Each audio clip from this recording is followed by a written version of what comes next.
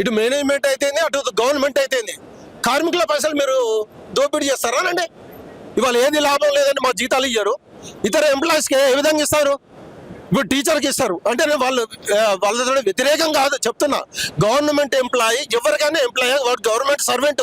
నువ్వు చిన్న నుంచి తీసుకో, ఊరికే వేయలే, నువ్వు సెలెక్షన్ చేసి సెలెక్ట్ చేసుకొని ఇచ్చినావు. ఇప్పుడు ఎందుకు ఇవ్వట్లేదు? గత 13 నుంచి ఇప్పటి వరకు ఇయ్యలే. ఆ ఏరియాస్ అట్లా ఉండే. వీళ్ళ దోపిడి ఇంకొకటి చిన్నది చెప్తా. 13 నుంచి పిఎఫ్ చేసి పిఎఫ్ బర్కత్పురాలో కానీ మా పిఎఫ్ ఎక్కడనే పిఎఫ్కి వెళ్ళిపోవాలి. ఆ పిఎఫ్ ఎందుకు రిమిట్ చేయాలి వీళ్ళ మేనేజ్మెంట్? నేను జాగిరా, మా కష్టార్జితం కాదా? మేము మా పిల్లల కోసం చేస్తాం కానీ నీకెందుకు సేవ్ చేస్తామండి? మీరు అట్లా చేయకుండా మా పిఎఫ్లన్నీ దోపిడీ చేసి ఇలా హయ్యర్ పెన్షన్ అని వాళ్ళు చేస్తే వాళ్ళు వీళ్ళు కలిసి డ్రామా చేస్తారు. పిఎఫ్ వాళ్ళు కూడా ఇంకో దోపిడీ చేస్తున్నారు. పిఎఫ్ వాళ్ళు కూడా ఇలా పిఎఫ్ వాళ్ళు ఏం చేస్తారంటే పైసలు ఏమని ఉంచాడు. నువ్వు చేత అయినోడివే తండ్రి ఇవ్వాలి, 2 పిల్లల్ని కంటే వాడు పిచ్చ ఎత్తుకొని బతికేయాలి, సాధియాలి. ఎవరికోసం నువ్వు గవర్నమెంట్లో ఫెయిల్ అయితే నువ్వు ఫెయిల్ అయినట్టు, మేనేజ్మెంట్ ఫెయిల్ అయితే నువ్వు కూలికి ఏం చేసావు? నాకు ఒప్పుకున్నావు, నేను బాబు నేను 10 రూపాయలు ఇస్తాను, నువ్వు 10 రూపాయలు ఇస్తాను నీ ఇయ్యవా? 7 రూపాయలు ఇచ్చినోడు 3 రూపాయలు బకాయి ఉన్నది ఇయ్యవా? నీ కూలికి ఒప్పుకున్న దానికి ఇవ్వాలి కదా. మరి ఎందుకు ఇవ్వాలి? మాకు కష్టార్జితం కదా. ఇవాళ ఈ డెవలప్మెంట్ ఒక్కొక్కరు దోపిడీ చేశారు. గతంలో ఒక్కోసారి హెచ్జే దొర అనేట ఆయన ఉండే, ఆయనతోటి బయటపడ్డది. ఒక్కరికొక్కడు అందరు ఈడీలు గీళ్ళ దొబ్బలే. ఇవాళ ఈడీలు చేసేదానికి కార్మికులందరూ బలవుతారు. వాళ్ళకి మాస్టర్ స్కేల్స్ ఇచ్చారు. ఇలా మా కడుపు మండదా? ఇలా పేదవాళ్ళని రక్తం కట్టి కొడుతున్నారు. నువ్వు కేసులు అయితే లక్షల కొద్దీ తీసుకుంటారు. తీసుకుంటావా? మీ ఆత్మవేళని చూసుకొని ఒక్కసారి ఆత్మవేద చేయొచ్చి చూసుకోండి. ఎంత దోపిడీ చేస్తారో అని మీకు తెలుసు. ఇలా ఒక్కొక్క ఈడీ దిగిపోతే 3 కోట్లు తీసుకుంటాడు. మా వర్కర్ ఏందే 50 లక్షలు వస్తలేవు, వాడికి తిప్పి కొడుతుంది 50 లక్షలు వస్తలేవు. 35 ఏళ్ళ నుంచి నేను 40 ఏళ్ళ వరకు చేస్తాను. నేను 37 ఏళ్ళు చేసిన. 37 ఏళ్ళు చేస్తే నాకు 35,000 వచ్చింది. నేను 485 బేసిక్ తోటి చేసిన. ఇలా నేను దిగిపోయేటప్పుడు 35 ఏళ్ళకి 35 ఏళ్ళ బేసిక్ అయింది. ఎందుకు? ఇలా ఏం లేదు, చిన్న తప్పు కరంగా ఈయన వింటలేడని వీనికి కథం కుమిలేటి చేసుడు. 2 ఏళ్ళ 3 ఏళ్ళ వీళ్ళు అయ్యే జాగిరి ఉన్నట్టు. మా కష్టం లేదు, మీరు ఎక్కడ కూర్చొని తిన్నారా? మేము కష్టపడలే. ఇలా బస్సు నడితే పైసలు వచ్చినాయి. బస్సు డ్రైవరు, కండక్టర్, మెకానికల్ చేస్తే తప్ప మీకు జీతాలు లేవు. కానీ మమ్మల్ని గోసపెడతారు. ఇలా మా పిల్లలకి దూరం చేస్తారు. నా పైసల్ని నేను అనుభవించకుండా చేస్తారు. జాగ్రత్త. అది ఎన్నడున్న కార్మికుల ఉసురు తగిలిపోతారు. ఖచ్చితంగా వాళ్ళ ఉసురు తగులుతుంది. ఒక్కొక్కడు రక్తాన్ని నీళ్ళు చేసుకొని తెల్లందులు పొద్దుకులు నిద్ర లేకుండా చేసిన వాళ్ళు డ్రైవర్, కండక్టర్లు. వాళ్ళకి ఏమి ఇస్తారండి? ఇలా వేరే వాళ్ళకి ఇస్తాను.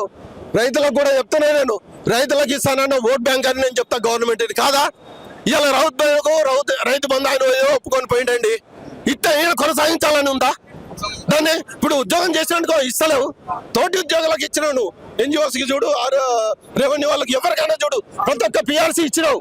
ఆ పిఆర్సీని మాకు ఎందుకు వర్తింపజేయలే? ఇలా 15 నుంచి చూస్తాను. 15 లేట్ చేస్తే నువ్వు 17 తీయలే. 17 దాన్ని ఏం చేసాడు? 24 ఇచ్చాడు. నేను 24లో దిగిపోయినా. 24లో దిగిపోయినోడు నాకు సెటిల్మెంట్ చేయాలి కదా, నా పైసలు నాకు అప్పేపాలి కదా. పోనీ కనీసం నువ్వు 6 నెలలు తీసుకోవా? ఇప్పుడు మళ్ళీ 7 ఏళ్ళు అవుతుంది. ఒక్కొక్కడు 21 కూడా వర్తిస్తాయి. 4 ఇయర్స్కి ఒకసారి మాకు పే స్కేల్. ఎందుకు ఇయ్యారా? మీకు ఎందుకు జ్ఞానం లేదా? మీ జీతాలు తీసుకోవట్లే. 4 ఏళ్ళకి ఒక్కసారి పిఆర్సీ ఉన్నప్పుడు అట్లా మార్చుంది. గవర్నమెంట్ జీవోని మార్చి పిఆర్సీని చేంజ్ చేసుకోండి. లేకపోతే వాళ్ళని గవర్నమెంట్ లో కలిపేసి 5 ఏళ్ళకి ఒకసారి వాళ్ళతో పాటు చేయండి. మాకు ఈ దుర్భిక్షం ఎందుకే? ఆర్టీసీ అంటే మీకు బాగా అలసైపోయింది. వాడు ఏదో రోడ్డు మీద తింటా ప్రతి ఒక్కడికి. ఇలా నేను ఈ తెలంగాణలో ఒక పౌరుని కదా, ఇలా ప్రజలు నన్ను హేట్ చేస్తారు. ఇలా మేనేజ్మెంట్ కూడా హేట్ చేస్తున్నది. వాడు ఎవరి కోసం బతికిండి ఆర్టీసీ వాడు? ఎందుకు ఇంత హీనంగా చూస్తారు? మా పైసలు మాకు ఇవ్వాలి. మాకు నచ్చినటువంటి పిఎఫ్ 13 నుంచి ఏదైతే బకాయిలు పెట్టినో అది బర్కత్పురాకు ముట్ట చెప్పాలి. మాకు హయ్యర్ పెన్షన్ దాన్ని వర్తింపజేయాలి. మేమేంగా కోరేది అదే. ఇవాళ మాకు ఏది రాకపోయినా కనీసం జీవనాధారం పెన్షన్ అవుతుండే. ఇవాళ మీరు మేనేజ్మెంట్ మా పైసల మీద సిసిఎస్ అయితే మీరే దెంగి తింటారు, డిపార్ట్మెంట్ పెడతారు. ఎస్ఆర్బిఎస్ అయితే మీరే తీసుకుంటారు. ఎస్బిడి అయితే మీరే తీసుకుంటారు. ఎవడన్నా అడిగితే మాత్రం అప్పుడు కోర్టుకు పోయి వాడు కోర్టు కేసేదాకా నీకు సోయలే. మేనేజ్మెంట్కి సోయి ఉండవు. ఎవడు? నువ్వు సొసైటీ మన సొంతం, అది కార్మికుల సొంతం. నీ జాగిర్ లెక్క నువ్వు తీసుకున్నావా? ఎందుకు తీసుకున్నావు? అది తీసుకున్నా ఇన్ టైంలో ఎందుకు ఇవ్వాలి? ఇన్ టైంలో ఇచ్చిన వడ్డీ ఎందుకు ఇవ్వాలి? అవి ఇవ్వాలి ఎందుకు? అది కార్మికుల పైసలు, నీ పైసలు అవి. పిఎఫ్ నువ్వు వాడుకున్నావు. నా పిఎఫ్ ఏముందండి? నేను మామూలుగా ఉద్యోగం చేస్తే పిఎఫ్ అనేది దొరుకుతుంది ప్రతి కంపెనీలో. ఇవాళ ఉన్న హైదరాబాద్ లో ఒక కంపెనీలో ఒక మేనేజర్ని తీసుకొచ్చి అరెస్ట్ చేసిండ్రు. ఇక్కడ హైదరాబాద్ లో ఒక ఇండస్ట్రీ ఉంటే ఇండస్ట్రియలిస్ట్ పిఎఫ్ తీసుకొచ్చి అరెస్ట్ చేసిండు. మరి ఆ పిఎఫ్ ఈ మేనేజ్మెంట్ కి ఎందుకు ఇవ్వాలి సమన్స్? ఎందుకు ఇవ్వాలి? లక్షల మంది కోట్ల వేలు తీసుకొని దోపిడీ చేసిండ్రు. మరి ఆయనకిచ్చి కూడా ఈ మేనేజ్మెంట్ అరెస్ట్ చేయాలి కదా. నాకు 13 నుంచి వచ్చిన పిఎఫ్ ని ఎందుకు ఇవ్వలేదు, పిఎఫ్ ఎందుకు అడగలే?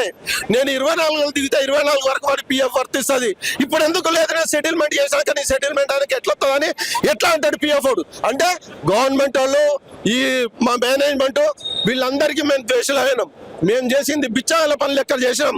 మా వాళ్ళు ఏం బాధపడద్దు, నేను చెప్తున్నా. బిచ్చగాళ్ళ గడ్డ అధ్వానంగా చేసాం.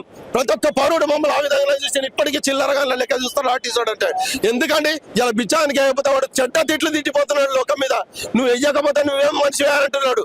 నీకు సోయలే? ఇవాళ 13వది మనకి ఇవ్వకపోతే మేము ఆభరణైనా చేస్తాం. ఇంతమంది ఎక్కడైనా రిలే నిరాదరణ చేస్తాం. ఇవాళ ఎన్నడుందో ఈ బస్సులు దిగ్బంధనం చేస్తాం. మీకు మాకు బారికేట్లు పెట్టి మమ్మల్ని మా డిపార్ట్మెంట్ లోపలికి రానియకుండా చేస్తారా? మేము ఇలా రోడ్డు మీద అడ్డం అంటే ఎవరు వస్తారా రాని, మా బాకీలు ఇయ్యద్దని ఎవడు అంటాడు చూస్తా. బాకీలు ఇయ్యద్దా?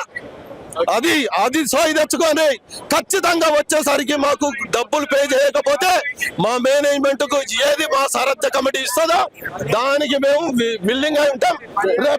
రేపు అది చూస్తాం. నువ్వు ఇలా ఒక్కటే చెప్తా, మేము దయచేసి ఒక్కటే చెప్తున్నాం. 17ది పిఆర్సీ ఇయ్యలే, 17ది ఇయ్యలేదంటే దాని తర్వాత 4 ఏళ్ళకి 21 ఇయ్యలే, 25ది ఇయ్యలే. ఇప్పుడు 25 మార్చి తోటి కూడా అయిపోయింది. ఏంది మీరు తీసుకోవట్లే? ఆ జీతాన్ని ఎట్లా ఆపడానికి మీకు ఎవరిచ్చిన హక్కులు? చట్టాన్ని ఎక్కడున్నా తీసుకొచ్చి మీ మెడలు వంచకపోతే ఇంకొకటి చెప్తున్నా, మేనేజ్మెంట్ కూడా ద్రోహం చేస్తుంది. వాడెవడైతే నేను ఫండ్ ఇచ్చినాను ఒక ఆయన అంటాడు, పాలనాధికారి ఒకడు నేను ఇచ్చినా మీకేం బాకీ లేదని ఒకడు అంటాడు, ఈడు మాకేం రాలేదా, ఈడు దొంగ నసుకులు నసుకుతాడు. మాకిచ్చేది నా పైసతో సహా. నువ్వు 10 పైసలే ఒప్పుకున్నావు, 10 పైసలే ఇయ్యి. నువ్వు 100 ఒప్పుకుంటే 100 మేము 100 కోరతలేం. మాకు నువ్వు ఏదైతే ఎలిజిబిలిటీ ఉందో అది ఇచ్చేయాలి. లేదంటే సారథ్య కమిటీ ఇచ్చిన దానికి రేపు ఏ పిలిపించినా బంధుకు నిరాహార దీక్ష దేనికైనా మేము అందరం సిద్ధమని తెలియజేస్తున్నాం.